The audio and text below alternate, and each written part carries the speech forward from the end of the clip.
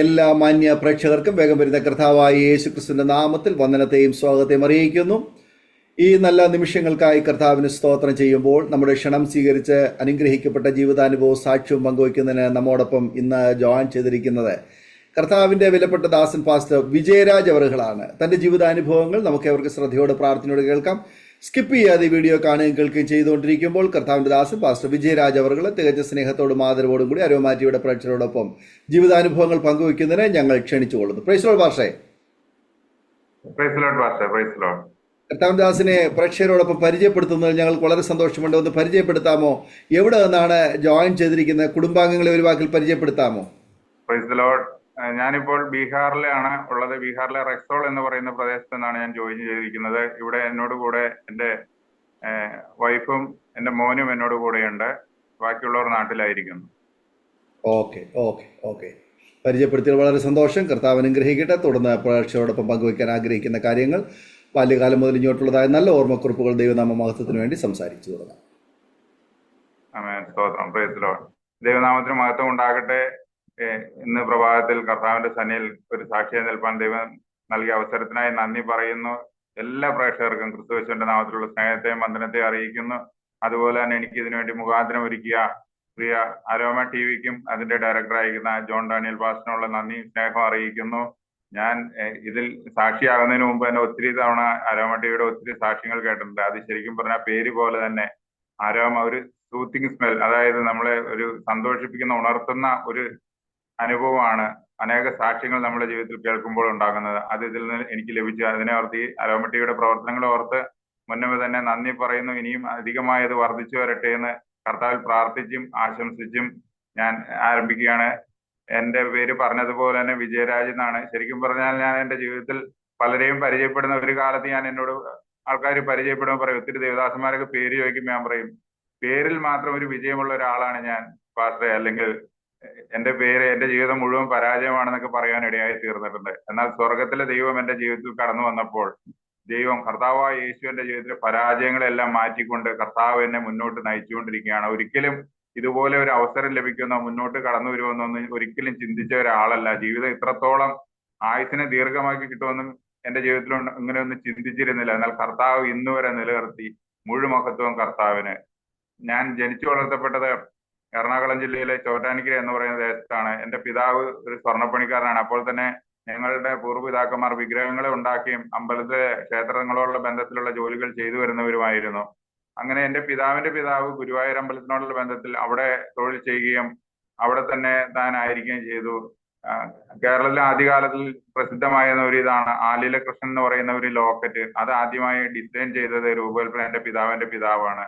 എന്റെ പിതാവ് ഈ ചോറ്റാനിക്കര ദേശത്തേക്ക് കടന്നു വരുവാനിടയായി തീർന്നു. ഇവിടെ വന്ന് ഒരു സ്വർണ്ണപ്പണിശാല ആരംഭിക്കുക, അതുപോലെ ക്ഷേത്രത്തോടുള്ള ബന്ധത്തിലും മറ്റു കാര്യങ്ങളും മറ്റു സ്വർണ്ണപ്പണി ആഭരണ നിർമ്മാണത്തിലും എല്ലാം ഏർപ്പെട്ടുകൊണ്ട് ഇവിടെ ജീവിച്ചു വന്നു. അങ്ങനെ ഞങ്ങളുടെ കുടുംബം ബാല്യകാലത്തിൽ വലിയ സന്തോഷം സമാധാനമായിട്ട് കടന്നുപോയി. അന്നത്തെ കാലത്ത് ഇതുപോലെ ജ്വല്ലറികളോ മറ്റു സംവിധാനങ്ങളോ ഒന്നും ഇല്ലായിരുന്നുകൊണ്ട് ഒത്തിരി ആളുകൾ വന്ന് സാധനങ്ങളെല്ലാം പണിയുവാനൊക്കെ പിതാവിന്റെ കയ്യിൽ ഏൽപ്പിക്കുകയാണ്. അപ്പൊ നല്ലൊരു വരുമാനം ഞങ്ങൾക്ക് ലഭിച്ചിരുന്നു. അത് മാത്രമല്ല പിതാവ് നല്ല വിശ്വസ്തനായിരുന്ന ഒരു മനുഷ്യനായിരുന്നുകൊണ്ട് ഒത്തിരി നല്ല സുഹൃത്ത് ബന്ധങ്ങളെല്ലാം ഉണ്ടായിരുന്നു. പിതാവിന്റെ സ്വന്തക്കാരൊക്കെ തമിഴ്നാട്ടിൽ അവിടെ ഇവിടെ ഉള്ളവർ. അപ്പൊ ഞങ്ങളുടെ വീട് എപ്പോഴും ഒരു സന്തോഷം നിറഞ്ഞ ഒത്തിരി അതിഥികൾ, ഒത്തിരി സ്വന്തക്കാരും ബന്ധക്കാരും എല്ലാം ഞങ്ങളുടെ വീട്ടിലുണ്ടായിരുന്നു. അങ്ങനെ വലിയ സന്തോഷം നിറഞ്ഞൊരു ബാല്യകാലമായിരുന്നു. നല്ല ഓർമ്മകളായിരുന്നു ഞങ്ങളുടെ ജീവിതത്തിൽ ഉണ്ടായിരുന്നത്. എന്നാൽ കാലം കടന്നുപോയപ്പോൾ അവസ്ഥകളൊക്കെ മാറുവാൻ തുടങ്ങി.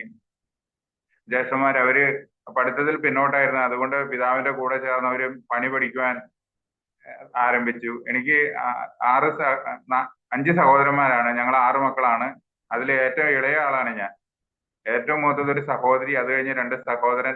അതിലൊരു സഹോദരൻ 2024 മാർച്ചിൽ സാക്ഷ്യം പറഞ്ഞിരുന്നു, രാധാകൃഷ്ണൻ എന്ന് പറഞ്ഞു. ഇപ്പോൾ സുവിശേഷ വേല ചെയ്യുന്നു. അതിന് താഴെ ഒരു സഹോദരനുണ്ട്, അതിന് താഴെ ഒരു സഹോദരി, പിന്നെ അതിന്റെ താഴെ ഒരു സഹോദരൻ. ഏറ്റവും ഇളയതാണ് ഞാൻ. അപ്പോൾ വലിയ സന്തോഷത്തിലേക്ക് ഞാൻ ജീവിച്ചു വന്നു. ഈ സഹോദരന്മാർ പഠനത്തിലെല്ലാം പിറകോട്ടായിരുന്നു. പിന്നെ പിതാവിനെ സഹായിക്കാൻ പോയി അവർ പിതാവിനോട് ചേർന്ന് സ്വർണ്ണപ്പണി പഠിക്കുവാൻ ഇടയായി തീർന്നു. അങ്ങനെ അവർ ഒരുമിച്ച് പിതാവിനെ സഹായിച്ച് നല്ല സന്തോഷത്തോടെ കടന്നുപോയി. അപ്പോൾ ഇങ്ങനെ വിശേഷ ദിവസങ്ങളിലെല്ലാം എല്ലാവരും ഒരുമിച്ച് ചേർന്ന് അല്പം മദ്യം കഴിക്കുന്ന പതിവൊക്കെ ഉണ്ട്. അതൊന്നും ആരും വിലക്കിയിരുന്നില്ല, അതൊന്നും തെറ്റായൊന്നും കണ്ടിരുന്നില്ല. എന്നാൽ സഹോദരന്മാർ വളർന്നു വന്നപ്പോൾ അതിന്റെ രുചി പിടിച്ച് അവർ അതിലേക്ക് വഴിതെറ്റി പോകാൻ ഇടയായി തീർന്നു. എന്റെ 4ാം ക്ലാസ്സിൽ പഠിക്കുന്ന സമയത്ത് എന്റെ മൂത്ത സഹോദരിയുടെ വിവാഹം കഴിഞ്ഞു. അത് വലിയ ആഡംബരത്തോടെ എല്ലാം അത് നടന്നു കഴിഞ്ഞു. അത് കഴിഞ്ഞ് പിന്നെ സഹോദരനെല്ലാം വളർന്നു വന്ന് അവർ മദ്യത്തിന് അങ്ങ് തുടർമാനമായി അടിമപ്പെട്ടു പോയ ഒരു ജീവിത സാഹചര്യത്തിലേക്ക് കടന്നുപോയി. അങ്ങനെ ജീവിതത്തിന്റെ അവസ്ഥകൾ മാറുവാൻ തുടങ്ങി. പിതാവ് എന്നും ചോദ്യം ചെയ്യും, അപ്പോൾ അത് പ്രകോപിതമായി തീരും. അങ്ങനെ വഴക്കുകളും കാര്യങ്ങളും എല്ലാം ഉണ്ടായി.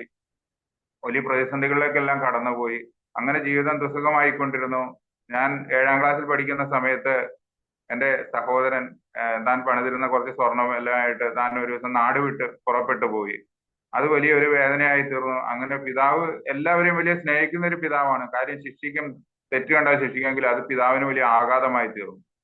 പിതാവ് മാനസികമായി വളരെ തകരപ്പെട്ടു. ഞങ്ങൾ ഹോസ്പിറ്റലിൽ അഡ്മിറ്റ് ചെയ്ത് ഏറെക്കാലം ചികിത്സയ്ക്ക് ശേഷമാണ് താൻ ജീവിതത്തിലേക്ക് മടങ്ങി വന്നത്. മടങ്ങി വന്നതിന് ശേഷം തനിക്ക് മകനോടുള്ള സ്നേഹം താൻ മറന്നില്ല. താൻ പറഞ്ഞു, എനിക്ക് അവനെ കാണണമെന്നുണ്ട്. അപ്പോൾ ഞങ്ങൾ ഇങ്ങനെ അറിഞ്ഞു ആള് ഊട്ടിയിൽ ഉണ്ട്. അങ്ങനെ ആളയച്ച് ആളെ തിരിച്ചു വരുത്തി. തിരിച്ചു വന്ന് ആള് വളരെ സന്തോഷത്തോടെ വന്നു.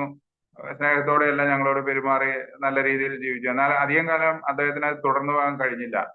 എന്നാൽ പിതാവ് അന്ന് ആള് മടങ്ങി വന്ന സമയത്ത് ചെയ്തതെന്ന് വെച്ചാൽ ഒരു വലിയ ക്ഷേത്രത്തിലെ ഒരു പൂജാരിയെ, പ്രസിദ്ധനായ ഒരു പൂജാരിയെ കൊണ്ടുവരിക, അതോടൊപ്പം ഒരു ജ്യോത്സ്യനെ കൊണ്ടുവരിക. ഒരു രാത്രി മുഴുവൻ ഹോമങ്ങളും കർമ്മങ്ങളും എല്ലാം നടത്തി ആ ജ്യോത്സ്യന് കബഡി നിരത്തി പറയുന്ന പരിഹാരക്രിയകളെല്ലാം പറഞ്ഞു കൊടുത്ത് അതെല്ലാം എഴുതി. അതെല്ലാം പിതാവ് ഏറ്റവും വേഗത്തിൽ ചെയ്തു. എന്തെന്ന് വെച്ചാൽ മകനെ മടക്കി കിട്ടണം, നല്ല മകനായി, അതുപോലെ കുടുംബം സന്തോഷത്തോടെ പോകണം എന്നുള്ള ഒരു ആഗ്രഹത്തോടെ അതെല്ലാം ചെയ്തുവെങ്കിലും അതെല്ലാം വ്യർത്ഥമായി തീർന്നു.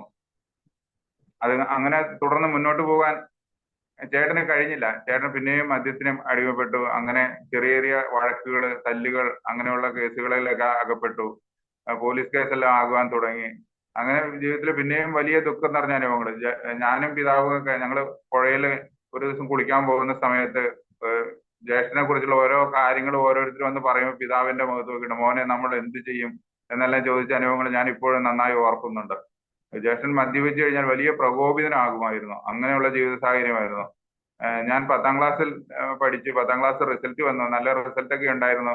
ആ സമയത്താണ് ജീവിതത്തിൽ വലിയ ആഘാതമായി ഒരു സംഭവം ഉണ്ടായിരുന്നത്. ജ്യേഷ്ഠൻ മദ്യപിച്ചുണ്ടായ ഒരു വഴക്കിൽ താനും ഒരു സുഹൃത്തുമായുള്ള വഴക്കിൽ താൻ കൊല്ലപ്പെടുകയും തന്റെ സുഹൃത്തും വധിക്കപ്പെടുകയുണ്ടായി. ജ്യേഷ്ഠനെ പോലീസ് അറസ്റ്റ് ചെയ്തിട്ടുണ്ട്. വീട്ടിൽ കൊണ്ടുവന്നു, തെളിവെടുപ്പിന് കൊണ്ടുവന്നു. പോയി. ഞങ്ങളെല്ലാം ഭയങ്കര വേദനയിലായി തീർന്നു. അന്ന് രാത്രി പിതാവ് ഒരു തീരുമാനമെടുത്തു. മക്കളെ, നമുക്കിനി മുന്നോട്ട് ജീവിക്കണ്ട. എത്രയോ അപമാനം സഹിക്കുന്നു. ഇനി എന്തിനാണ് ഇങ്ങനെ ജീവിക്കുന്നത്? നമുക്ക് മരിച്ചു കളയാമെന്ന് പിതാവ് പറഞ്ഞു. ഞങ്ങളെല്ലാം ചേർത്ത് പിടിച്ച് പിതാവ് പറഞ്ഞു, നമുക്ക് ഇന്ന് രാത്രി തന്നെ നമുക്കിവിടെ തൂങ്ങാം, എല്ലാവരും തൂങ്ങി മരിക്കാമെന്നുള്ളത്. ഞങ്ങൾ ഒത്തിരി നിലവിളിച്ചു. ഞങ്ങൾ ചെറുതായിരുന്നുകൊണ്ട് മരിക്കാൻ ഭയമായിരുന്നു. അങ്ങനെ ഒത്തിരി നിലവിളിച്ചു. ആ രാത്രി പിതാവ് ആ തീരുമാനം മാറ്റി പറഞ്ഞു, എന്നാൽ നമ്മൾക്ക് ജീവിക്കാം, നിങ്ങൾ അവരെ പോലെ ആകരുത് എന്നെല്ലാം പറഞ്ഞു ഞങ്ങളെ ആശ്വസിപ്പിച്ചു. അങ്ങനെ മുന്നോട്ട് പോയെങ്കിലും പിതാവിന് ആ മാനസികമായ വ്യത പിന്നെയും തന്നെ പിടികൂടുവാനിടയായി തീർന്നു. താൻ വളരെ രോഗിയായി തീർന്നു. പിന്നെയും തന്നെ ഹോസ്പിറ്റലിൽ അഡ്മിറ്റ് ചെയ്യുവാനിടയായി. എന്നെ ഒന്നും എന്റെ പിതാവ് ചെറുപ്പത്തിലെ ഒരു വടിയെടുത്ത് പോലും എന്നെ ഒന്നും ശിക്ഷിച്ചിട്ടില്ല. അത്രത്തോളം സ്നേഹിക്കുന്ന ഒരു പിതാവായിരുന്നു. എന്നാൽ താൻ ആ മാനസികമായ വ്യതയിൽ ഞങ്ങളെയൊക്കെ നന്നായി അടിക്കുകയൊക്കെ ചെയ്തു.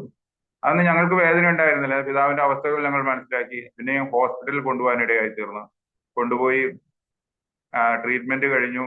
അത് കഴിഞ്ഞ് മടങ്ങി വന്നു കഴിഞ്ഞപ്പോൾ പിന്നെയും പിതാവ് പറഞ്ഞു, അവന് ചിലപ്പോൾ ഇത്രയും നാളുകളായില്ലേ, അവന് ചിലപ്പോൾ ജയിലിൽ കിടന്ന് ഒരു മനമാറ്റം ഉണ്ടായി കാണാം. നമ്മൾക്ക് അവനെ ഒന്ന് പോയി കാണാം. അവന് വല്ല മനമാറ്റം ഉണ്ടെങ്കിൽ നമുക്ക് അവനെ തിരിച്ചു കൊണ്ടുവരണമെന്ന് പിതാവ് പറയുവാനിടയായി തീർന്നു. അങ്ങനെ പിതാവ് പോയി കണ്ടു. അപ്പോൾ ജ്യേഷ്ഠൻ പറഞ്ഞു, ഞാൻ ഇനി കുഴപ്പമുണ്ടാക്കില്ല എന്നെല്ലാം ഉറപ്പ് കൊടുത്ത് അങ്ങനെ കോടതിയിൽ അപേക്ഷ വെച്ച് ജാമ്യത്തിലെടുത്ത് തന്നെ കൊണ്ടുവരുവാനിടയായി തീർന്നു. താൻ വീട്ടിൽ വന്ന് കുറച്ചു നാള് താൻ വളരെ അടങ്ങി ഒതുങ്ങി ജീവിച്ചു. എന്നാൽ ഈ ഓരോ അവധിക്കും കോടതിയിൽ കൊണ്ടുപോകുന്ന സമയത്ത് താൻ എനിക്ക് മദ്യപിക്കണം അങ്ങനെയെല്ലാം പറഞ്ഞ് അതിനുള്ള സാഹചര്യങ്ങളെല്ലാം പിതാവിന് നിർബന്ധമായി ഒരുക്കി കൊടുക്കേണ്ട വന്നു. അല്ലെങ്കിൽ പിന്നെയും വിഷയമാകുമല്ലോ എന്നുള്ള രീതിയിൽ. അങ്ങനെ തന്റെ വിചാരണയോടെ അടുത്ത സമയമായപ്പോൾ പിതാവ് പെട്ടെന്ന് ഒരു ദിവസം ഹൃദയസ്തംഭനത്താൽ മരിക്കുവാനിടയായി തീർന്നു. അതും ഞങ്ങളുടെ ജീവിതത്തിൽ വലിയൊരു ആഘാതമായി തീർന്നു. എന്ത് ചെയ്യണമെന്ന് അവരെ അറിയാത്ത അവസ്ഥ. ആ പിതാവിന്റെ മരണ അനന്തര സമയം അതിനുശേഷം പിന്നെയും വീട്ടിൽ ജ്യേഷ്ഠന്മാരെ ആരും നിയന്ത്രിക്കാനില്ലാത്തവരെ പോലെ ഒരു അവസ്ഥയിലൂടെ കടന്നുപോയി. മദ്യപിച്ച് വലിയ ഭ്രാന്തമായ അവസ്ഥയിലൂടെ സാധനങ്ങൾ തല്ലി തകർക്കുകയും ഞങ്ങളെ ഉപദ്രവിക്കുകയും അങ്ങനെയുള്ള അനുഭവത്തിലൂടെ എല്ലാം കടന്നുപോയി. ഒരു ദിവസം സഖി കെട്ടിട്ട് ഇങ്ങനെ മദ്യപിച്ച് ബഹളം ഉണ്ടാക്കുന്ന സമയത്ത് ഞാൻ അന്ന് വളരെ ചെറുതാണ്, താൻ നല്ല ആരോഗ്യമുള്ള മനുഷ്യനാണ്, ഞാൻ എങ്ങനെയൊക്കെ തന്നെ കീഴ്പ്പെടുത്തി തന്റെ നെഞ്ചിന്റെ മേൽ കയറി ഇരുന്ന് താൻ ഉറങ്ങുന്നത് വരെ അവിടെ ഇരുന്നു. എന്നിട്ട് ഉറങ്ങിക്കഴിഞ്ഞപ്പോൾ ഞാൻ എന്റെ നേരെ മൂത്ത സഹോദരനോട് ചോദിച്ചു, അങ്ങ് തീർത്ത് കളഞ്ഞേക്കട്ടെ എന്ന് ചോദിച്ചു. അപ്പൊ പിന്നെ പ്രശ്നം ഉണ്ടാവില്ലോ എന്ന് പറഞ്ഞു. അത്ര വരെ ചിന്തിച്ചതാണ് എന്റെ ജീവിതത്തിൽ ഞാൻ. അപ്പോൾ അവൻ ഭയപ്പെട്ടിട്ട് പറഞ്ഞു വേണ്ട എന്ന് പറഞ്ഞു. അങ്ങനെ അതിൽ നിന്നും ദൈവം എന്നെ വിടുവിച്ചു. അങ്ങനെ പിന്നെയും മുന്നോട്ട് പോയി. അതിനുശേഷം തന്റെ കേസ് കോടതി ശിക്ഷിക്കാൻ ഇടയായി തീർന്നു. ജീവപര്യന്തം ശിക്ഷിച്ചു. താൻ ജയിലിലേക്ക് കടന്നുപോയി. ഞങ്ങളുടെ ഉപജീവനത്തിനുള്ള വഴികളെല്ലാം അടഞ്ഞിരുന്നു. അങ്ങനെ ഭവനത്തിന്റെ കാര്യം. ഇതിനിടയ്ക്ക് രണ്ടാമത്തെ ജ്യേഷ്ഠൻ സ്വല്പമായി മദ്യത്തിന് അടിമപ്പെട്ടു. അങ്ങനെ വീട്ടിലെ സാഹചര്യങ്ങൾ ഒരു നിയന്ത്രണമില്ലാത്ത എങ്ങനെയോ ജീവിച്ചു കൂട്ടുക എന്നുള്ള ഒരു അനുഭവമാണ്. ഈ ജ്യേഷ്ഠൻ ജയിലിലേക്ക് പോയ സമയം അല്ലെങ്കിൽ കേസ് നടന്ന സമയം, ആ കാലഘട്ടം എന്ന് പറഞ്ഞാൽ ഞങ്ങളുടെ ജീവിതത്തിൽ ഒരിക്കലും ഓർക്കുവാൻ ഇഷ്ടപ്പെടാത്ത ഒരു സമയമാണ്. ഞാൻ പറഞ്ഞല്ലോ, ആദ്യമേ പറഞ്ഞല്ലോ, ഞങ്ങളുടെ ഭവനത്തിൽ ഒത്തിരി ആൾക്കാർ, നാട്ടുകാരെല്ലാം എപ്പോഴും വരുന്നൊരു ഭവനമായിരുന്നു. ഈ ഒരു സംഭവത്തോടു കൂടി ഞങ്ങളെ എല്ലാവരും വെറുത്തു. ആ ജ്യേഷ്ഠനെ മാത്രമല്ല, ഒരാൾ ജയിലിൽ പോകുന്ന ആളെ മാത്രമല്ല, ബാക്കി സമൂഹം നമ്മളെ എല്ലാവരെയും ഞങ്ങളെ വെറുക്കുവാൻ ഇടയായി തീർന്നു. അന്നത്തെ കാലത്ത് ഇത് വലിയ കോളിളക്കം സൃഷ്ടിച്ച ഒരു കേസായിരുന്നു. 2-3 മാസികകളിൽ, വാരികളിൽ ഇതെല്ലാം അച്ചടിച്ചു വന്നു. അപ്പോൾ ഞങ്ങൾ ഓരോ സാധനങ്ങൾ മേടിക്കും, കടയിലെല്ലാം പോകുന്ന സമയത്ത് ഓരോരുത്തർ അതെടുത്ത് വായിച്ച് പരിഹസിക്കും, നിന്ദിക്കും. ഇവനൊക്കെ ഇനി വളർന്നു വരുന്നുണ്ട്, അവൻ അങ്ങനെ ചെയ്യുന്നു, ഇവനെയൊക്കെ നമ്മൾ ഇനി സഹിക്കണം, ഇവനൊക്കെ എന്തെല്ലാം ചെയ്യുമെന്നെല്ലാം പറഞ്ഞു. അങ്ങനെ ഏറ്റവും നിന്ദിച്ച് നമ്മളെ എങ്ങനെ തല ഉയർത്താൻ കഴിയാതെ വണ്ണം നമ്മളെ നിന്ദിച്ച ഒരു സമയമായിരുന്നു അന്ന്. അതുപോലെ തന്നെ ആ മരിച്ചുപോയ സഹോദരന്റെ അമ്മയുടെ മുമ്പിൽ ഒരു ദിവസം ഞാൻ യാദൃശ്ചിക കടന്നു പോകാൻ ഇടയായി തീർന്നു.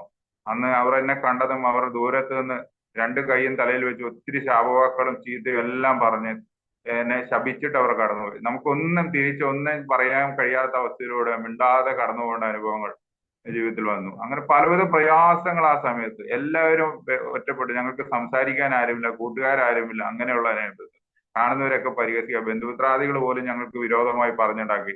ഞങ്ങളുടെ ഭവനത്തിൽ നിന്ന് പിതാവിന്റെ കയ്യിൽ നിന്ന് നന്മ പ്രാപിച്ചവർ പോലും ഞങ്ങൾക്ക് വിരോധമായി എല്ലാം പറഞ്ഞുണ്ടാക്കി. അങ്ങനെ ഒരു സാഹചര്യമായിരുന്നു ജ്യേഷ്ഠൻ ജയിലിൽ പോയ സമയത്ത്. അതിനുശേഷം പിന്നെ ഉപജീവനത്തിന് മറ്റു മാർഗമൊന്നുമില്ല. നമുക്കന്ന് വേറെ ചിന്തകളൊന്നുമില്ല.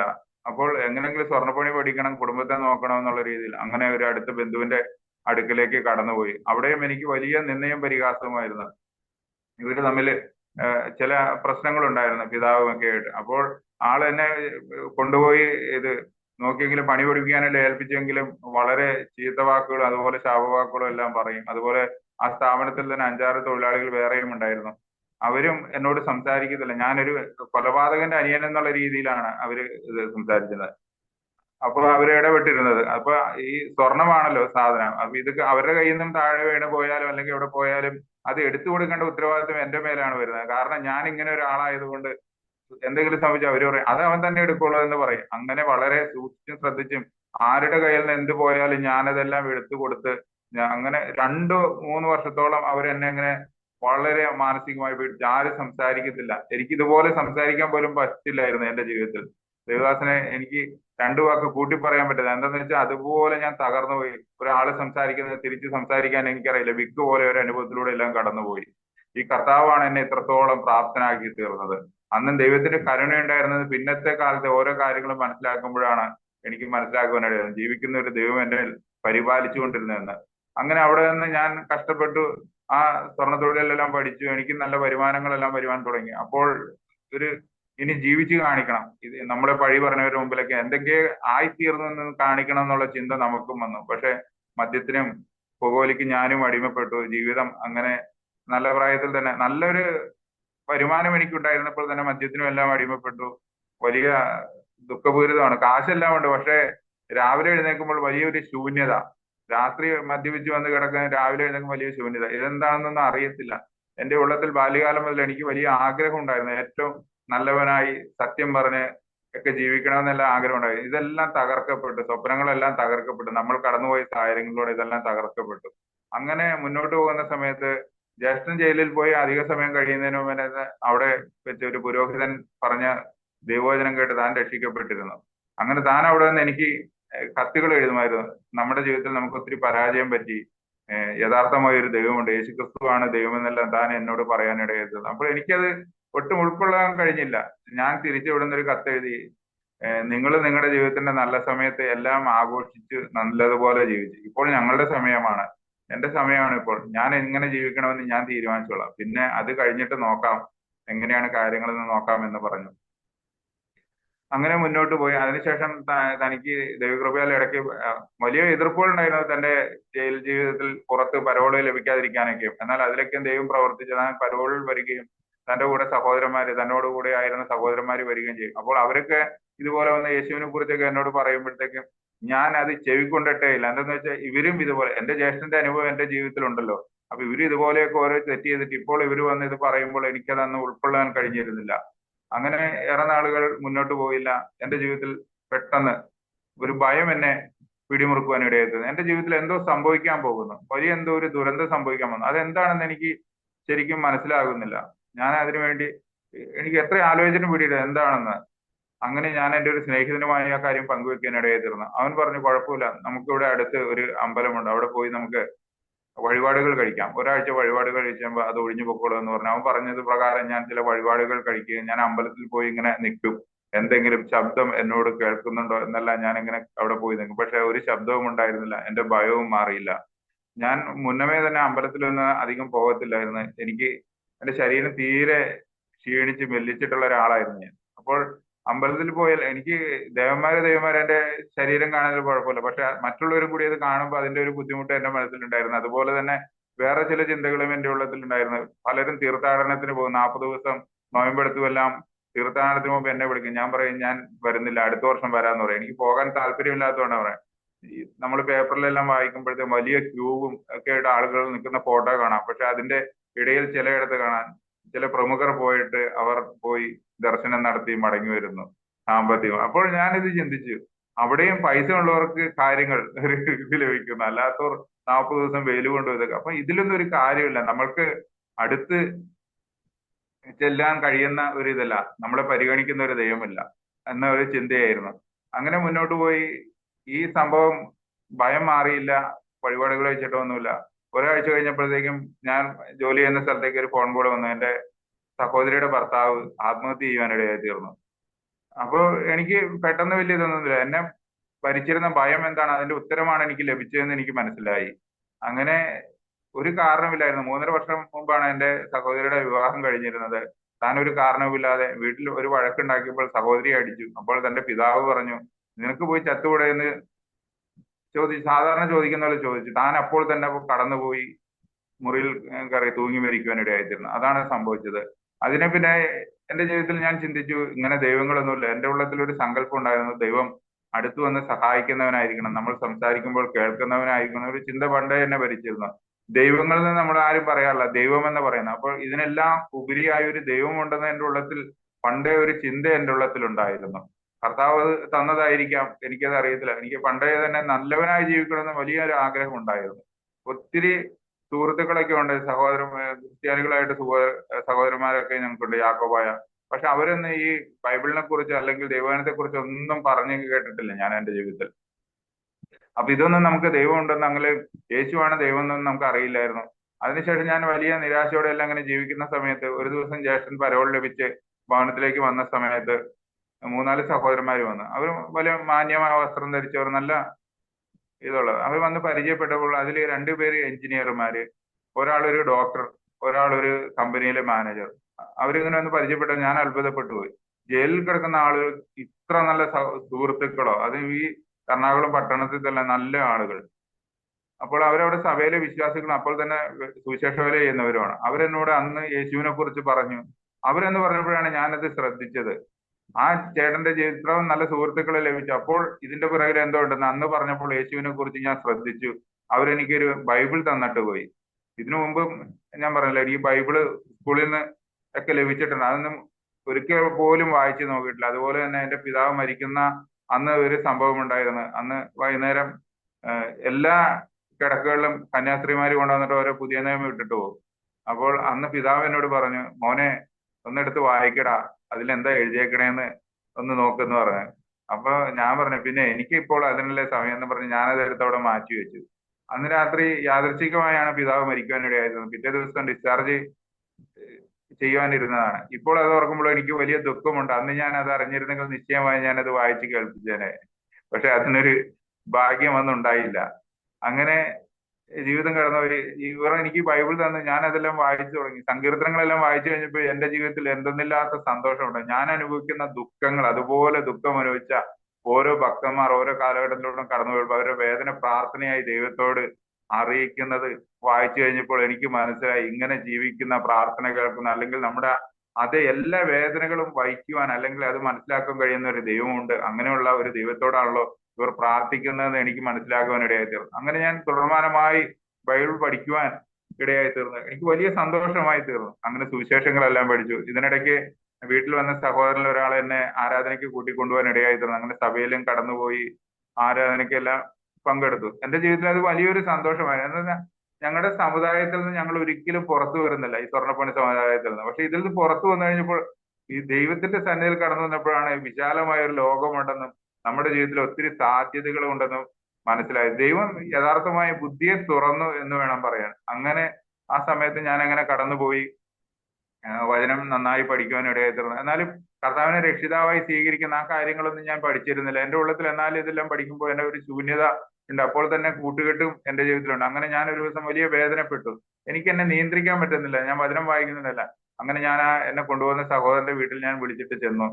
ആ സഹോദരനോട് പറഞ്ഞു, സഹോദര, എനിക്ക് ഇങ്ങനെ ഇത് എന്താണെന്ന് അറിയത്തില്ല. അപ്പൊ അദ്ദേഹം പറഞ്ഞു, യേശുവിനെ രക്ഷിതാവും കർത്താവുമായി സ്വീകരിക്കണം എന്ന് പറഞ്ഞു. അങ്ങനെ താൻ രക്ഷാവാചകം ചൊല്ലി ചെന്നു. 2001 ജനുവരി മാസം 8-ാം തീയതി ഞാൻ കർത്താവിനെ എന്റെ സ്വന്തം രക്ഷിതാവും കർത്താവുമായി സ്വീകരിച്ചു. അങ്ങനെ സഭയിൽ കടന്നുപോയി, വലിയ സന്തോഷത്തോടെ കടന്നുപോയി, ആരാധനയ്ക്കെല്ലാം പങ്കെടുത്തു, അങ്ങനെ പോയി. 2001 ഏപ്രിൽ മാസം 14-ാം തീയതി ഞാൻ ജലത്തിൽ സാക്ഷീകരിക്കാൻ ഇടയായിത്തീർന്നു. ആ സ്നാനം എന്റെ ജീവിതത്തിൽ വലിയ ഒരു സന്തോഷത്തിന് ഇടയാക്കിയതാണ്. അതുവരെ എപ്പോഴും ദുഃഖത്തോടെ ഇരുന്നൊരു മുഖമാണ്. എന്താ, നമുക്ക് പ്രത്യാശയ്ക്ക് യാതൊരു ഭാഗ്യമല്ല, എപ്പോഴും ദുഃഖിച്ചിരിക്കുന്ന ഒരു മുഖമാണ്.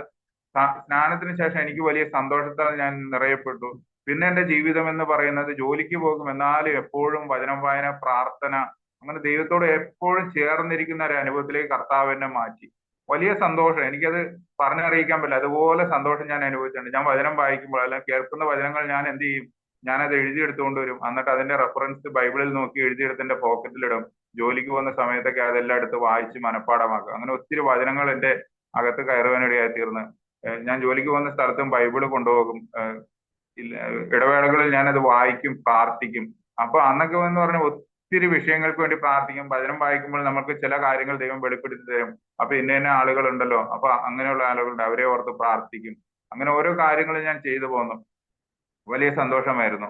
നല്ലൊരു വരുമാനം ചെലിക്കുന്ന ജോലിയായിരുന്നു ആ സ്വർണ്ണപ്പണി എന്ന് പറയുന്നെങ്കിലും ഈ വചനം വായിച്ച് പഠിച്ചു കഴിഞ്ഞപ്പോൾ അതും ഇതുമായിട്ട് പൊരുത്തപ്പെടുകയില്ലെന്ന് എനിക്ക് മനസ്സിലായി. അങ്ങനെ ഞാൻ ആ ജോലി ഉപേക്ഷിച്ചു. കർത്താവിന്റെ മഹത്വത്തിന് വേണ്ടി ഞാനത് ഉപേക്ഷിച്ചു. ഞാൻ ഒരു ചെറിയ ശമ്പളത്തിന് ഒരു കമ്പനിയിൽ ഡ്രൈവറായിട്ട് ജോലിക്ക് കയറി.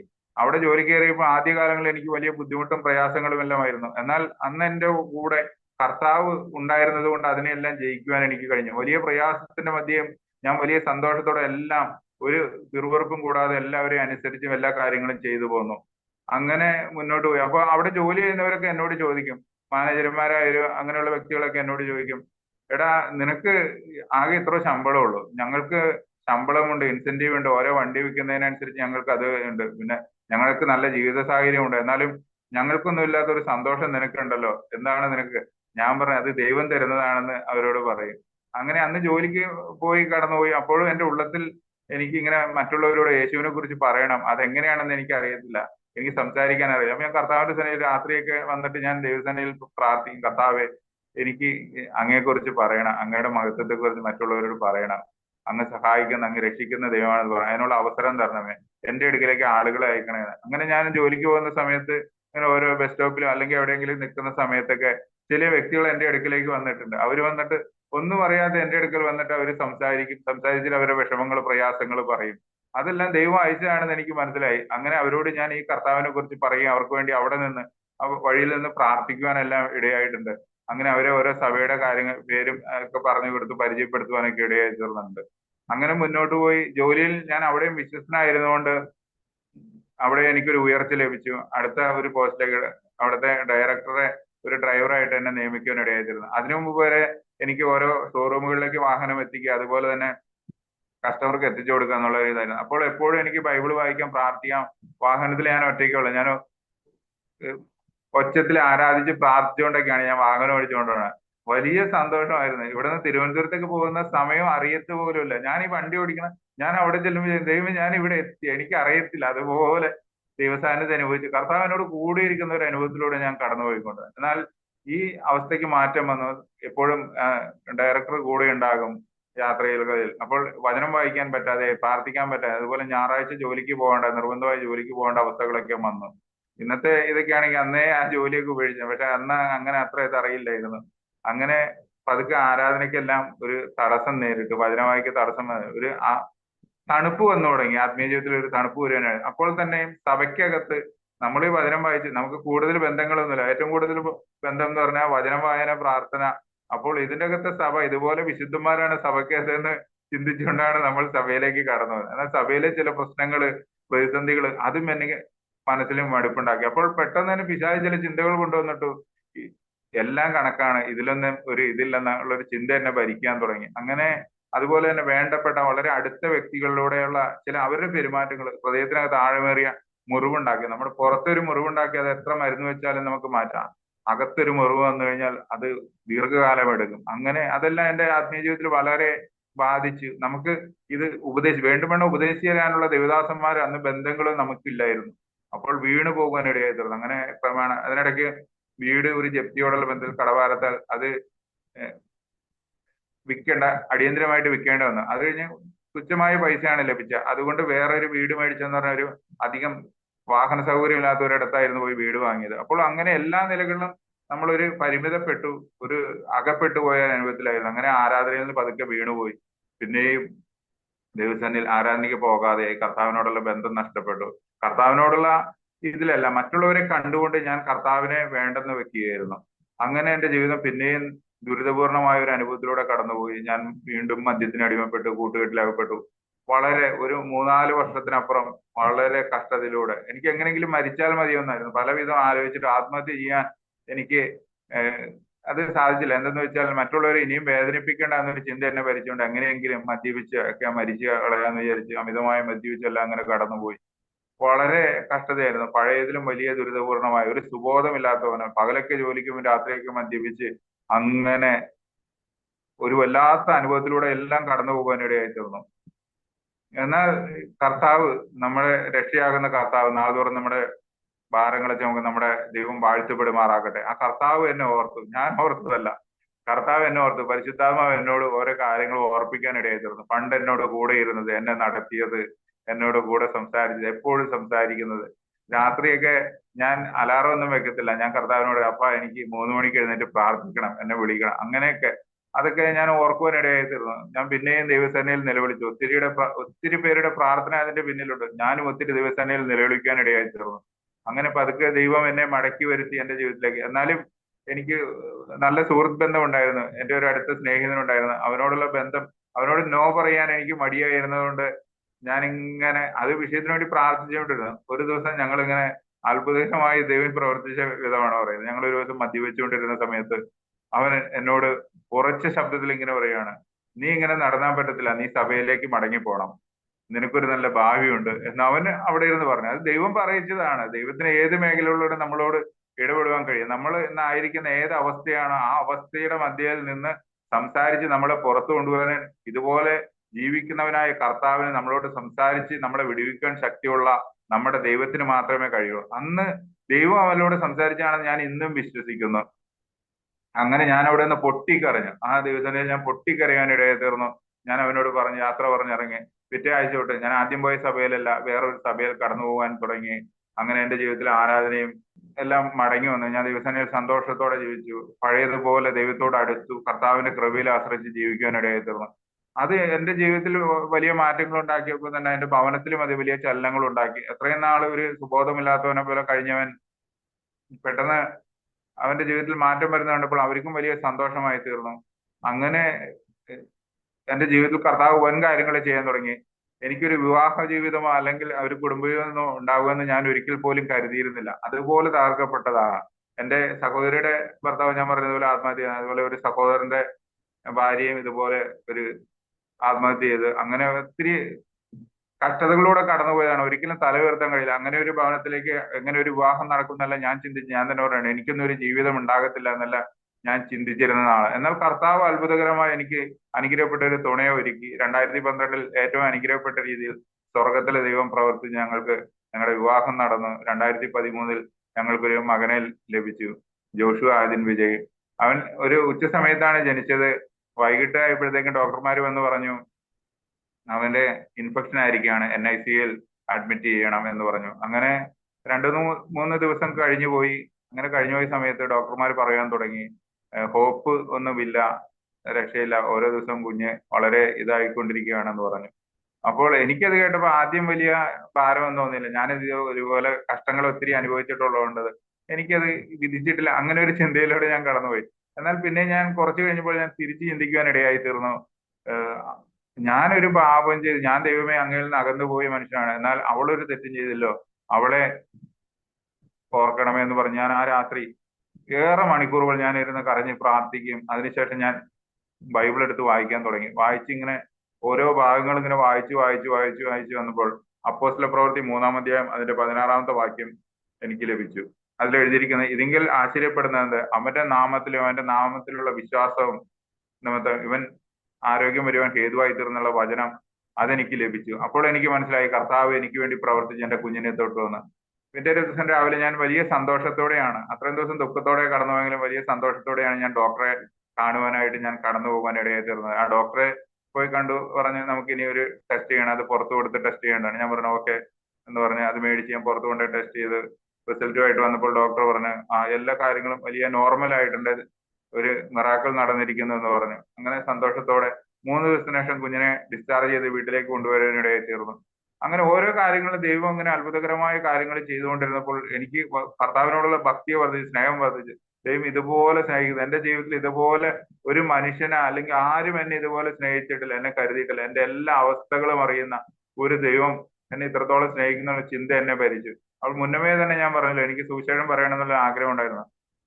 അപ്പോൾ തന്നെ ഞാൻ വിചാരിച്ച് ഇനി ഒരു വാഹനം സ്വന്തമായിട്ട് വാങ്ങിയിട്ട് ഒരു ടാക്സി ആയിട്ട് ഓടിച്ച് വരുമാനം കണ്ടെത്താമല്ലെന്ന് അങ്ങനെ ചിന്തിച്ച് ഞാൻ അതിനുവേണ്ടി പൈസ സ്വരുക്കൂട്ടാൻ തുടങ്ങി. എന്നാൽ എനിക്ക് 1 രൂപ പോലും മിച്ചം വെക്കാൻ കഴിയാതോണമായി തീർന്നു. അപ്പോൾ ഞാൻ ചിന്തിച്ചു, എന്റെ കർത്താവ് എത്ര വലിയവനാണ്. ആ കർത്താവിന് എനിക്കൊരു വാഹനം വാങ്ങണമെന്നുള്ളതാണ് ദൈവത്തിന്റെ ഇഷ്ടമെങ്കിൽ എനിക്ക് നിഷ്പ്രയാസം ദൈവത്തിന് തരുവാൻ കഴിയത്തില്ലേ? അപ്പോൾ ദൈവത്തിന് എന്നെ കുറിച്ചുള്ള ഉദ്ദേശം ഇതല്ല എന്ന് ഞാൻ ചിന്തിച്ചു. പിന്നെ ഞാൻ ദൈവസന്നിധിയിൽ അതിശക്തമായ പ്രാർത്ഥനയ്ക്ക് മുട്ടുമടക്കി വചനം വായിക്കാനെല്ലാം തുടങ്ങി. അങ്ങനെ ദൈവം ഓരോ ദിവസങ്ങളും എന്നോട് സംസാരിച്ചു. ഒത്തിരി ആരാധനയ്ക്ക് കടന്നു പോകുന്ന അല്ലെങ്കിൽ മറ്റ് സഭകളിലൊക്കെ പോകുന്ന സമയത്തേക്കും കടന്ന ദേവദാസന്മാര് ആദ്യം വന്ന് എന്നോടാണ് ദൂത് പറയുന്നത്. ഞാൻ ഏറ്റവും പുറകിലിരിക്കുന്നൊക്കെയാ, നീ ഇവിടെ ഇരിക്കേണ്ടത്, നിന്നെ ദൈവം മുന്നോട്ട് കൊണ്ടുവരും എന്നെല്ലാം പറഞ്ഞ് ഇങ്ങനെ ദൂതുകൾ ആലോചനകളെല്ലാം പറഞ്ഞ് വേലക്കായി വിളിയുള്ളവനാണെന്നൊക്കെ പറയും. അപ്പോൾ അത് എന്റെ ഉള്ളത്തിലറിയാം, ഞാനതൊന്നും അന്ന് പ്രകടിപ്പിച്ചിരുന്നില്ല. ഞാൻ കർത്താവിന്റെ സമയത്തിന് വേണ്ടി ഞാനിങ്ങനെ കാത്തിരുന്ന് പ്രാർത്ഥിച്ചു കൊണ്ടിരുന്നു. അങ്ങനെ ദൈവം എന്നോട് സംസാരിച്ചു. കർത്താവ് ഒത്തിരി വാഗ്ദത്തങ്ങൾ എന്നോട് പറഞ്ഞു. അതിന് പ്രകാരം ഞാൻ 2015 ഓഗസ്റ്റ് ഒക്കെ ആയപ്പോൾ ഞാൻ വൈഫിനോട് പറഞ്ഞു, ഞാൻ ഈ വർഷം ഡിസംബർ ആകുമ്പോഴത്തേക്കും ജോലി രാജിവെക്കും. അതിനുശേഷം ഞാൻ ദൈവസന്നിധിയിൽ കുറച്ച് ദിവസം താണിരിക്കും, ഉപവസിക്കും. അതിനുശേഷം കർത്താവ് എന്ത് പറയുന്നോ അത് ഞാൻ ചെയ്യും എന്നുള്ള തീരുമാനത്തോടെ ഞാൻ ആയിരുന്നു. അങ്ങനെ പറഞ്ഞതിന് പ്രകാരം 2015 ഞാൻ എൻ്റെ ജോലി റിസൈൻ ചെയ്തു. അതിനുശേഷം കുറച്ച് ദിവസം 40ഓളം ദിവസം ഉപവസിച്ചു. എന്റെ ജീവിതത്തിൽ 1-2 ദിവസം പണ്ട് ഉപവസിച്ചല്ലാതെ അങ്ങനെ ഒരു ദീർഘ ഉപവാസം. അപ്പൊ പലരും എന്നെ പലരെയും കണ്ടിരിക്കുന്നത് ഒരു വിശ്വാസിയുമായിട്ട് പോലും സഭയിൽ പോലും കണ്ടിട്ടില്ല. അപ്പോൾ ഞാൻ സുവിശേഷ വേലയ്ക്ക് ഇറങ്ങണം എന്നല്ല പറഞ്ഞു കഴിഞ്ഞപ്പോഴത്തേക്കും പലരും പരിഹസിക്കുകയെല്ലാം ചെയ്ത് അങ്ങനെയുള്ള അനുഭവത്തിലൂടെ കടന്നു. നമ്മളെ അവര് കണക്കൂട്ടില്ല, പക്ഷെ നമ്മൾക്ക് ദൈവമായിട്ടുള്ള ആഴമായ ബന്ധം പലർക്കും മനസ്സിലായില്ല. ഇങ്ങനെയാണ് പലപ്പോഴും സഭയ്ക്കകത്ത് വരുന്ന നല്ല ഭക്തന്മാരെ തിരിച്ചറിയാൻ പറ്റാതെ ഒത്തിരി അനുഭവങ്ങൾ പലർക്കുമുണ്ട്. അതുപോലെ എന്നെയും തിരിച്ചറിയാൻ പോയ അനുഭവങ്ങളുണ്ട്. ഞാൻ എന്നിട്ട് പ്രാർത്ഥിച്ചു. അങ്ങനെ ഒരു ബൈബിൾ കോളേജിൽ പഠിക്കുവാനുള്ള ഒരു നിയോഗം ലഭിച്ചു. 3 വർഷക്കാലം ബൈബിൾ കോളേജിൽ പോയി പഠിച്ചു. അവിടെയും നല്ല അനുഗ്രഹപ്പെട്ട ജീവിതം ആയിരുന്നു എനിക്ക്. വലിയ കർത്താവ് കൂടെ നടന്ന ഓരോ കാര്യങ്ങളും നടത്തി. ഞാൻ ബൈബിൾ കോളേജിൽ പോയിരുന്ന സമയത്തും എനിക്ക് അന്നും ഒരു വാഹനം വാങ്ങിയതിന്റെ കടം, അതുപോലെ ഭവനത്തിന്റെ ലോണിന്റേതായ ചില സാമ്പത്തിക പ്രയാസങ്ങളെല്ലാം ഉണ്ടായിരുന്നു. ഇതിന്റെ മധ്യയാണ് ഞാൻ വിശ്വാസത്തിൽ ഇറങ്ങി പുറപ്പെട്ടത്. എന്നാൽ ആ പഠിക്കുന്ന സമയത്ത് തന്നെ കർത്താവ് അതിനെല്ലാം പരിഹാരം വരുത്തുകയും എനിക്ക് കുടുംബമായി അവിടെ നിന്ന് പഠിക്കാനുള്ള ഒരു അവസരം ലഭിച്ചു. കുഞ്ഞിന്റെ വിദ്യാഭ്യാസം എല്ലാം ദൈവം നടത്തിയിരുന്നു. അപ്പൊ ഓരോ ആവശ്യങ്ങൾക്ക് വേണ്ടിയും ഞാൻ കർത്താവിന്റെ സന്നിധിയിൽ പ്രാർത്ഥിക്കുമായിരുന്നു. ഒരു ചെരുപ്പ് വേണമെങ്കിൽ അല്ലെങ്കിൽ ഓരോ കാര്യത്തിന് വേണ്ടി ഞാൻ അവിടെ ഇരുന്ന് പ്രാർത്ഥിക്കും. അതുപോലെ തന്നെ ദൈവം അതെല്ലാം നൽകി തരുമായിരുന്നു. അതുപോലെ വിവിധ സാമ്പത്തിക ആവശ്യങ്ങളുടെ മധ്യേ വലിയ അത്ഭുതങ്ങൾ കർത്താവ് എനിക്ക് വേണ്ടി ചെയ്തിട്ടുണ്ട്. ഒരിക്കലും സാധ്യമല്ലാത്ത രീതിയിൽ എൻ്റെ ഒരു സുഹൃത്ത്, താൻ തൃശ്ശൂരാണ് താമസിക്കുന്നത്, കുന്നംകുളത്ത്. താൻ അവിടെ നിന്നും തിരുവനന്തപുരത്തേക്ക് പോവുകയാണ്. അപ്പൊ എനിക്കന്ന് അത്യാവശ്യമായിട്ട് കുറച്ച് പൈസയുടെ ആവശ്യം ഉണ്ടായിരുന്നു. അപ്പോൾ ഞാനത് പ്രാർത്ഥിച്ചുകൊണ്ടിരുന്നത്. ഞാനപ്പോ എന്റെ മനസ്സിൽ വിചാരിച്ചു, അവനോട് കുറച്ച് കാശ് കടം ചോദിച്ചാൽ എന്നൊക്കെ വിചാരിച്ചു. അപ്പൊ പിന്നെ ദൈവാത്മാവ് വിലക്കി. എന്നിട്ട് ഞാൻ പ്രാർത്ഥിച്ചുകൊണ്ടിരുന്നു. അപ്പോൾ ഒരു ദിവസം അവന് അത്യാവശ്യമായിട്ട് തിരുവനന്തപുരത്തേക്ക് കടന്നു പോകണമായിരുന്നു. അപ്പോൾ പെട്ടെന്ന് ഒരു കോള് വന്നു, എടാ ഞാൻ തിരുവനന്തപുരത്തേക്ക് വേണം, പക്ഷെ ഞാൻ നിന്റെ അടുക്കൽ വന്നിട്ടാണ് പോകുന്നത് എന്ന് പറഞ്ഞു. ആളൊരു വിശ്വാസി കൂടിയല്ല എന്ന് ഓർക്കണം. അങ്ങനെ ആള് അവിടുന്ന് ഡയറക്റ്റ് ബൈപ്പാസ് വഴി പോകേണ്ട ആള് ദൈവം തിരിച്ചു എന്റെ അടുക്കൽ വന്നു.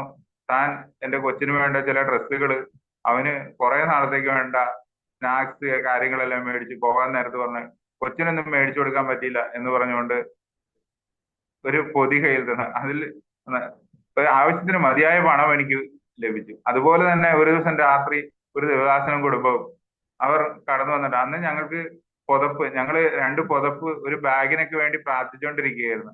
അതുപോലെ തന്നെ അത്ഭുതം എന്ന് പറയട്ടെ, രാത്രിയായപ്പോൾ അവർ ഭവനത്തിൽ കടന്നു വന്നു. പിറ്റേ ദിവസം ഹർത്താലാണ്. അപ്പൊ അവര് പറഞ്ഞു, ഞങ്ങൾക്ക് ഇന്ന് തന്നെ വേണം, നാളെ വേറെ തിരിച്ചു പോകേണ്ട ഉള്ളതുകൊണ്ട് ഇന്ന് തന്നെ ഞങ്ങൾ തിരിച്ചു പോകുമെന്ന് പറഞ്ഞ് ആ രാത്രികാലം അവരും ഭവനത്തിൽ വന്നു.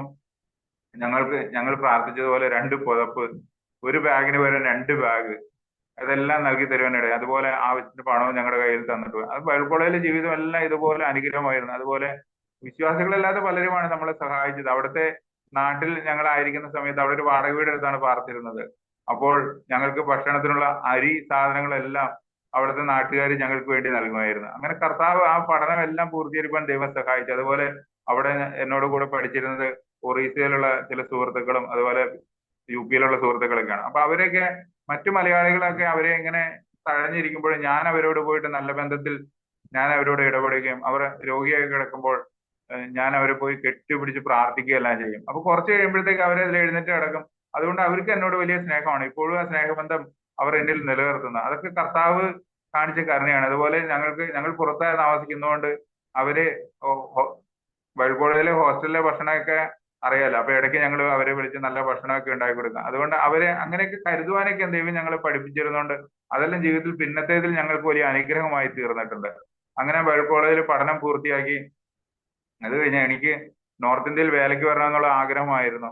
പലപ്പോഴും പറഞ്ഞു അവിടുത്തെ സാഹചര്യങ്ങളൊന്നും നിങ്ങൾക്ക് അറിയത്തില്ല, അങ്ങോട്ടൊന്നും പോകരുതെന്ന് പറഞ്ഞു. അങ്ങനെ പറഞ്ഞ പ്രകാരം ഒരു ഹോസ്റ്റലിൽ 1 വർഷം വാർഡനായിട്ട് ജോലി ചെയ്യുവാനിടയായി തീർന്നു. അവിടെ ജോലി ഞങ്ങൾ വലിയ ആത്മാർത്ഥത്തോടെയാണ് ചെയ്യല്. അതിന്റെ ആ അവസ്ഥകൾ നമുക്ക് അങ്ങ് ആത്മീയമായി പൊരുത്തപ്പെടുവാൻ കഴിയാത്തത് കൊണ്ട് അവിടെ നിന്നും പോകുന്നു. അതിനുശേഷം 2 വർഷം ഒരു ദേവദാസന്റെ കൂടെ ആ കൊറോണയുടെ സമയത്ത് ഞങ്ങൾ അവിടെ നിൽക്കുവാനിടയായി തീർന്നു.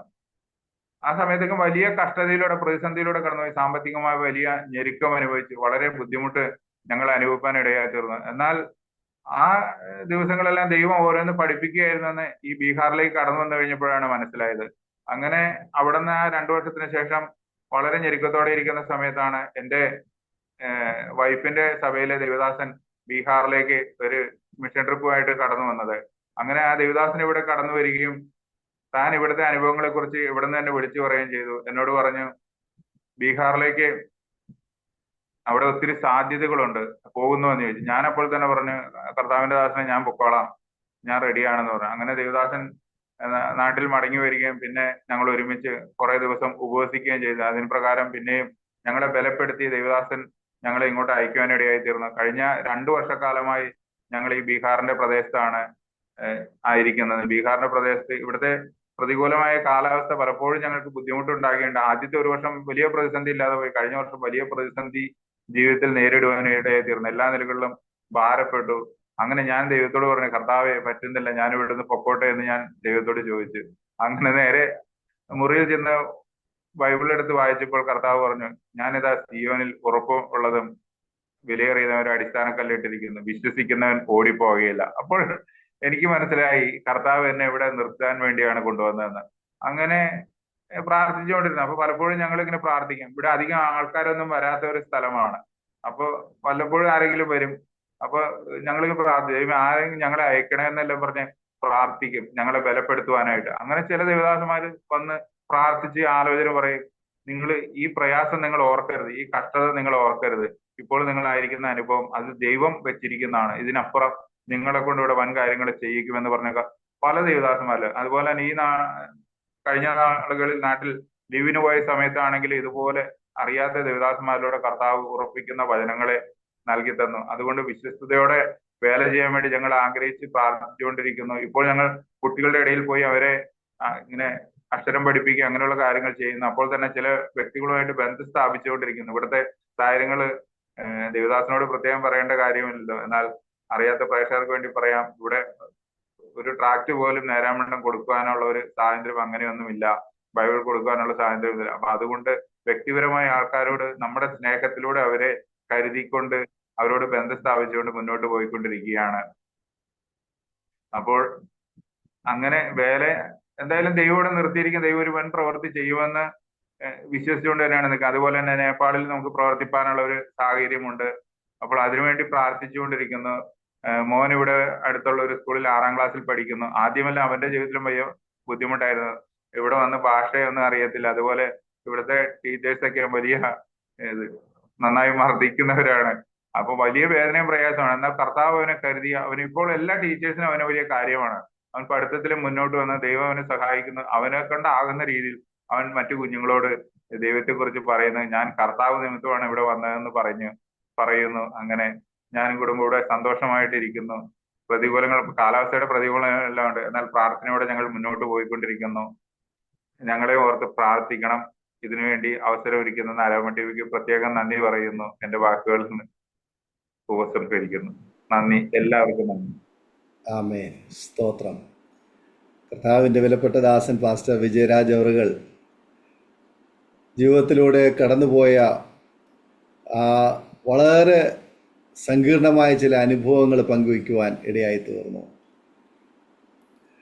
ഒരു ഹൈന്ദവ പശ്ചാത്തലത്തിൽ ഒരു സ്വർണ്ണപ്പണിക്കാരൻ്റെ മകൻ എന്ന നിലയിൽ ആ ഒരു കലാസൃഷ്ടിയും കലാരൂപങ്ങളും ഒക്കെ രൂപകൽപ്പന ചെയ്ത് ബിസിനസ് മേഖലയുമായി ബന്ധപ്പെട്ട് നല്ല നിലയിൽ ജീവിക്കുന്ന കാലയളവിൽ കുടുംബത്ത് സഹോദരൻ്റെ ജീവിതത്തിൽ നേരിട്ടതായ ആ പ്രതിസന്ധിയുടെ നടുവിൽ മദ്യപാനത്തിനും മയക്കുമരുന്നിനും മറ്റ് പാപവഴികളിലും ഒക്കെ വലിച്ചഴിക്കപ്പെട്ടതായ ഒരു സാഹചര്യം കുടുംബാംഗങ്ങളിൽ ഓരോരുത്തരിൽ വരുവാൻ ഇടയായി തീർന്നു. ഒരുപക്ഷെങ്കിൽ ലോകപ്രകാരം അത് സ്വാഭാവികമായ ഒരു വിഷയമായിരുന്നിരിക്കാം. എന്നാൽ അതിൻ്റെയൊക്കെ ഒരു മറുവശം സ്നേഹിക്കുന്ന, സ്നേഹവാനായ, കരുതുന്ന, അതിൽ നിന്നൊക്കെ വിടുവിക്കുന്ന, നമ്മെ രക്ഷിക്കുന്ന സർവശക്തനായ ഒരു ദൈവം നമ്മെ നിരീക്ഷിക്കുന്നുണ്ടായിരുന്നു. ദൈവം നമ്മെ പിന്തുടരുന്നുണ്ടായിരുന്നു. അതാണ് നാം മനസ്സിലാക്കേണ്ടുന്നത്. ഒരു ഘട്ടത്തിൽ പിതാവ് തീരുമാനമെടുത്തു, ഇനി ജീവിക്കേണ്ട, ആത്മഹത്യ ചെയ്ത് ലോകത്ത് നിന്ന് എല്ലാം അവസാനിപ്പിച്ച് മതിയാക്കാം, ജീവിതം മതിയാക്കാം എന്ന് വിചാരിച്ചപ്പോൾ അല്ല, അപ്പോഴും ജീവിക്കുവാൻ വേണ്ടിയിട്ടുള്ള ഒരു പ്രേരണ ചില പ്രിയപ്പെട്ടവർ, ആത്മഹത്യ എന്ന് പറയുന്നത് ഒരു വലിയൊരു കുടുംബമാണ്. അവരൊരുമിച്ച് ആത്മഹത്യ ചെയ്തിരുന്നുവെങ്കിൽ അത് വലിയ നാടിനെ ഇളക്കിമറിക്കുന്ന, കോളിളക്കം വരുത്തുന്ന വലിയൊരു വാർത്തയായി വാർത്താമാധ്യമങ്ങളിൽ വരുമായിരുന്നു. എന്നാൽ സ്വർഗത്തിലെ ദൈവം ആ അനുഭവത്തിൽ നിന്ന്, സ്തോത്രം, ഇന്ന് ലോകത്തെ ഇളക്കിമറിക്കുന്ന ഒരു കൂട്ടമാക്കി, അല്ലെങ്കിൽ ചില വ്യക്തികളാക്കി ആ കുടുംബത്തിലെ ചില പ്രിയപ്പെട്ടവരെ ദൈവം മാറ്റുവാൻ ഇടയായി തീർന്നു. സ്തോത്രം.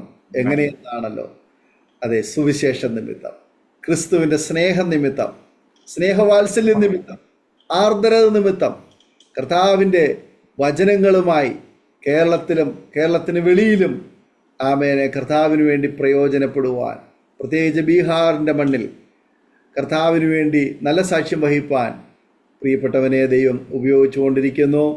കർത്താവ് സഹായിക്കട്ടെ. ആ മരണകരമായ അനുഭവത്തിൽ നിന്നും എപ്രകാരം അത്ഭുതകരമായ വിടുതൽ, മദ്യത്തിനും മയക്കുമരുന്നിനും ലഹരി വസ്തുക്കളിൽ നിന്നും അത്ഭുതകരമായ വിടുതൽ, ലോകത്തിൻ്റെ പാപത്തിൻ്റെ വഴികളിൽ നിന്ന് അത്ഭുതകരമായ വിടുതൽ ലഭിച്ചതുപോലെ ഇതേ അനുഭവത്തിൽ കടന്നു പോകുന്ന പ്രിയപ്പെട്ടവരെ അതേ രക്ഷയുടെ അനുഭവത്തിലേക്ക് കൊണ്ടുവരുവാൻ ദൈവം ഉപയോഗിച്ചു കൊണ്ടിരിക്കുന്നല്ലോ. കർത്താവ് ധാരാളമായി സഹായിക്കട്ടെ. ഞങ്ങളെ കേട്ടുകൊണ്ടിരിക്കുന്ന മാന്യപ്രേക്ഷകരെ, ഒരുപക്ഷെങ്കിൽ നിങ്ങളുടെ ഓരോരുത്തരുടെയും ജീവിതത്തിൽ ഇതുപോലെയുള്ള അനുഭവങ്ങൾ 100 അനുഭവങ്ങൾ ഒരുപക്ഷെങ്കിൽ പറയാനുണ്ടാകാം. പാരമ്പര്യങ്ങളൊക്കെ നമുക്ക് പ്രശംസനീയമായിട്ടൊരു പക്ഷെങ്കിൽ പറയാനുണ്ടാവും. പക്ഷെ ജീവിതത്തിൽ അതൊക്കെ ഒരു പരിധി വരെ മാത്രം. പരിമിതികൾക്കപ്പുറത്തേക്ക് നമ്മോട് കൂടെ ഇരുന്ന് നമ്മളെ കരം പിടിച്ച് നടത്തുന്ന കർത്താവ് നിങ്ങളെ മറുവശത്ത് നിന്ന് മാടി വിളിക്കുന്നു. കർത്താവ് നിങ്ങളെ നോക്കുന്നു. നിങ്ങൾ കടന്നു പോകുന്ന, നിങ്ങൾ അഭിമുഖീകരിക്കുന്ന വിഷയങ്ങളുടെ നടുവിലും കരുതുന്ന, സ്നേഹിക്കുന്ന, മാടി വിളിക്കുന്ന, ചേർത്ത് നിർത്തുന്ന ഒരു കർത്താവ് നമുക്കുണ്ട്. ആ കർത്താവിനെ നമുക്ക് ആമേനെ തിരിച്ചറിഞ്ഞ് ആ കർത്താവിൻ്റെ ശബ്ദം കേട്ട് കർത്താവിന് വേണ്ടി നിലകൊള്ളുവാൻ, പ്രയോജനപ്പെടുവാൻ നമ്മെയും നമ്മുടെ കുടുംബാംഗങ്ങളെയും ദൈവം സഹായിക്കട്ടെ. നമ്മുടെ ഹൃദയങ്ങളെ ദൈവസന്നിധിയിൽ അതിനായിട്ട് ഏൽപ്പിച്ചു കൊടുക്കാം. ഒരു നിമിഷം നമുക്ക് പ്രാർത്ഥിക്കാം. നമ്മുടെ പ്രശ്നം എത്ര വലിയതായിരുന്നാലും പ്രശ്നത്തിന് പരിഹാരകനായ നമ്മുടെ വാഴ്ത്തപ്പെട്ട കർത്താവ് നമ്മോട് കൂടെയിരിക്കും. അവൻ നമ്മെ അന്ത്യത്തോളം വഴി നടത്തുവാൻ ശക്തൻ. നമ്മുടെ കണ്ണുകളെ അടയ്ക്കാം, ഹൃദയങ്ങളെ ആഗ്രഹമാക്കാം. ഒരു നിമിഷം പ്രാർത്ഥിക്കാം. ദൈവസന്നിധിയിൽ എല്ലാ പ്രിയപ്പെട്ടവരും പ്രാർത്ഥിച്ചുകൊണ്ടിരിക്കുമ്പോൾ അരോമാറ്റിയുടെ പ്രേക്ഷകർക്ക് വേണ്ടി കർത്താവിൻ്റെ ദാസൻ വിജയരാജ് അവറുകൾ ഈ സമയം ചുരുക്കവാചകങ്ങൾ നമ്മെ പ്രാർത്ഥനയിൽ സഹായിക്കും. പ്രാർത്ഥിക്കാം. സ്തോത്രം. പരിശുദ്ധനായ ദൈവമേ, സ്വർഗീയ നല്ല പിതാവേ, അനുഗ്രഹപ്പെട്ട സമയത്തിനായി ഞങ്ങൾ അങ്ങേ സ്തുതിക്കുന്നു, സ്തോത്രം ചെയ്യുന്ന കർത്താവേ. ഇന്ന് പ്രഭാതത്തിൽ അങ്ങയുടെ സന്നിധിയിൽ കടന്നു വരുവാൻ കർത്താവേ, ഒരുമിച്ച് അങ്ങയുടെ സന്നിധിയിലായിരിക്കാൻ ലഭിച്ച അവസരത്തിനായി നന്ദി പറയുന്ന കർത്താവേ. ഇങ്ങനെ ഒരു അനുഗ്രഹപ്പെട്ട കൂട്ടായ്മ ദൈവം നൽകിയതിനായി നന്ദി പറയുന്ന കർത്താവേ. ഇത് ശ്രവിച്ച എല്ലാ പ്രിയപ്പെട്ടവർക്കും വേണ്ടി പ്രാർത്ഥിക്കുന്നു കർത്താവേ. ഇനി ഇത് കർത്താവെ ചാനലുകളിലൂടെ ശ്രവിക്കുന്നവർക്ക് വേണ്ടിയും പ്രാർത്ഥിക്കുന്നു. സ്വർഗത്തിലെ ദൈവമേ, അവരുടെ ജീവിതത്തിൽ ഏത് പ്രതിസന്ധികൾ, പ്രതികൂലങ്ങളായിരിക്കുന്നുവോ, രോഗത്തിലായിരിക്കുന്നു, ദുഃഖത്തിലായിരിക്കുന്നു കർത്താവെ, മാറ്റുവാൻ കഴിയാതെ വണ്ണം കർത്താവെ ഹല്ലേലൂയായിരിക്കുന്ന അനുഭവത്തിലായിരിക്കുന്നു, അതെല്ലാം വിടുവിക്കുന്ന കർത്താവിന്റെ കരങ്ങളിൽ അവരെ ഓരോരുത്തരെ ഏൽപ്പിച്ച് പ്രാർത്ഥിക്കുന്നു. അടിയന്റെ ജീവിതത്തിൽ അത്ഭുതം പ്രവർത്തിച്ച് കർത്താവെ, ഇത്രത്തോളം മാന്യത നൽകിയ ദൈവം കർത്താവെ, ഹല്ലേലൂയ, സമൂഹത്തിൽ ഒറ്റപ്പെട്ട് നിന്ദിക്കപ്പെട്ട അവസ്ഥയിൽ നിന്ന് ഇത്രത്തോളം മാനിച്ചുയർത്തിയ ദൈവമേ, അതുപോലെ അവരുടെ ജീവിതത്തിലും ഒരു ഉയർച്ച പ്രാപിക്കേണ്ടതിന് വേണ്ടി അടിയൻ പ്രാർത്ഥിക്കുന്നു. എന്നിൽ പ്രവർത്തിച്ച് എന്നെ സ്നേഹിച്ച അതേ കർത്താവിന്റെ ആത്മാവ് അവരിലും പ്രവർത്തിക്കണമെന്ന് പ്രാർത്ഥിക്കുന്നു. അവരുടെ കുടുംബങ്ങളിൽ പ്രവർത്തിക്കണമേ, തലമുറകളിൽ പ്രവർത്തിക്കണമേ. അവരുടെ കർത്താവെ കഴിയില്ലെന്ന് വിചാരിച്ചിരിക്കുന്ന വിഷയങ്ങളുടെ മേൽ ദൈവം പ്രവർത്തിക്കുവാൻ ഇടയാകുമാറാകണമേ എന്ന് ഞങ്ങൾ ദൈവത്തോട് പ്രാർത്ഥിക്കുന്നു. സകലത്തിലും ശുഭത വരുത്തുന്ന ദൈവത്തിന്റെ കരം അവർക്ക് വേണ്ടി ഇറങ്ങണമേ. ആത്മാവിന്റെ ശക്തിയോടെ പ്രവർത്തിക്കുന്ന ഞങ്ങളുടെ വചനം അവർക്ക് വേണ്ടി പ്രവർത്തിക്കണമെന്ന് പ്രാർത്ഥിക്കുന്നു. പ്രിയ ദേവദാസിന് വേണ്ടി പ്രാർത്ഥിക്കുന്നു. അരോമറ്റിയുടെ പ്രവർത്തനങ്ങൾക്ക് വേണ്ടി പ്രാർത്ഥിക്കുന്നു. തന്റെ കുടുംബത്തെയും തന്റെ ശുശ്രൂഷകളെ എല്ലാം മാനിക്കണമെന്ന് പ്രാർത്ഥിക്കുന്നു. ഇനി അനേകരെ കർത്താവെ ദൈവത്തിങ്കിലേക്ക് ആദായപ്പെടുത്തുവാൻ ഈ ശുശ്രൂഷകളെയൊക്കെ ദൈവം അനുഗ്രഹിച്ച് കർത്താവ് മുഖാന്തരങ്ങളെല്ലാം ഒരുക്കണമെന്ന് പ്രാർത്ഥിക്കുന്നു. സകല നന്മയ്ക്കായി തീർക്കണം, സകലത്തിന്മേലെ ശുഭത നൽകണം, അങ്ങയുടെ ആത്മാവ് വ്യാപരിക്കണം. പ്രാർത്ഥന കൈക്കൊണ്ടതിനായി നന്ദി പറയുന്നു. സകലവും യേശു ക്രിസ്തുവിന്റെ ധന്യനാമത്തിൽ തന്നെ, സ്വർഗീയ പിതാവേ. ആമേൻ, ആമേൻ, ആമേൻ. വളരെ നന്ദി കർത്താവിൻ്റെ ദാസൻ പാസ്റ്റർ വിജയരാജ് അവറുകൾ ഇത്രത്തോളം സമയം അനുഗ്രഹിക്കപ്പെട്ട ജീവിതാനുഭവവും സാക്ഷ്യം പങ്കുവയ്ക്കുവാൻ അരോമാറ്റിയുടെ പ്രേക്ഷകരോടൊപ്പം വേർതിരിച്ചതിനെ കർത്താവിൻ്റെ ദാസനോടും കുടുംബത്തോടുള്ളതായ നന്ദി സ്നേഹം അറിയിക്കുന്നു. ദൈവമായ കർത്താവ് ധാരാളം അനുഗ്രഹിക്കുമാറായിട്ട്, കർത്താവിൻ്റെ പേരിൽ വർദ്ധിച്ചു വരാൻ ഉപയോഗിക്കട്ടെ എന്ന് ആശംസിക്കുന്നു, പ്രാർത്ഥിക്കുന്നു. ഞങ്ങളെ കേട്ടുകൊണ്ടിരുന്ന മാന്യ പ്രേക്ഷകരോടുള്ളതായ നന്ദി സ്നേഹവും ഇത്തരണത്തിൽ അറിയിക്കുന്നു. നിങ്ങൾക്ക് ഈ സാക്ഷ്യം അനുഗ്രഹമായി തീർന്നു. നിങ്ങൾ തീർച്ചയായിട്ടും നിങ്ങളുടെ പ്രിയപ്പെട്ടവർക്കും സുഹൃത്തുക്കൾക്കും ഒക്കെ ഷെയർ ചെയ്ത് കൊടുക്കും. അവരും കേൾക്കട്ടെ, അനുഗ്രഹിക്കട്ടെ. മാത്രമല്ല, നിങ്ങളുടെ വിലയേറിയ അഭിപ്രായങ്ങളും നിർദ്ദേശങ്ങളും കമൻറ്റ് ബോക്സിൽ നിങ്ങൾക്ക് രേഖപ്പെടുത്താവുന്നതാണ്. നിങ്ങൾക്കൊരു പ്രാർത്ഥനാ വിഷയമുണ്ടെങ്കിൽ ഞങ്ങളുടെ പ്രാർത്ഥനാ കൂട്ടായ്മയുമായി ബന്ധപ്പെടുവാൻ ആഗ്രഹിക്കുന്നെങ്കിൽ സ്ക്രീനിൽ കാണുന്ന വാട്സപ്പ് നമ്പറിൽ ഞങ്ങളെ അറിയിക്കൂ. ഞങ്ങൾ നിങ്ങൾക്ക് വേണ്ടി പ്രാർത്ഥിക്കാം. അടുത്ത അനുഗ്രഹിക്കപ്പെട്ട ഒരു സാക്ഷ്യവുമായി വീണ്ടും കാണുമ്പോഴേയും എല്ലാ പ്രിയപ്പെട്ടവർക്കും goodbye. God bless you all. Amen. ഓർമ്മയുടെ മനോരഥത്തിൽ മായാത്ത ഓർമ്മയ്ക്കായി അരോമ മാട്രിമോണിയിൽ നിന്നും ജീവിത പങ്കാളിയെ കണ്ടെത്തൂ. നിങ്ങൾ ഒരു ക്രിസ്തീയ ജീവിത പങ്കാളിയെ അന്വേഷിക്കുകയാണോ? അതോ മക്കൾക്ക് അനുയോജ്യമായ ഒരു തക്ക തുണയ്ക്ക് വേണ്ടി പ്രാർത്ഥിക്കുന്ന വ്യക്തിയാണോ? എങ്കിൽ അരോമ മാട്രിമോണി നിങ്ങൾക്ക് വേണ്ടിയാണ്. ഇന്നു തന്നെ സൗജന്യമായി രജിസ്റ്റർ ചെയ്യൂ. അരോമ മാട്രിമോണിയുടെ പ്രത്യേകതകൾ: രജിസ്ട്രേഷൻ തികച്ചും സൗജന്യം. ലോകത്തെവിടെയുമുള്ള അനുയോജ്യമായ ക്രിസ്തീയ ജീവിത പങ്കാളിയെ തിരഞ്ഞെടുക്കാം. വിവാഹം നടക്കുന്നതുവരെ സർവീസ് ലഭിക്കുന്നു. ഏറ്റവും ചെറിയ പാക്കേജുകളും തിരഞ്ഞെടുക്കാം. അരോമ മാട്രിമോണി നിങ്ങൾക്കായി ഒരുക്കുന്നു വിവാഹം പരമാനന്ദം. Email aroma matrimony2020@gmail.com.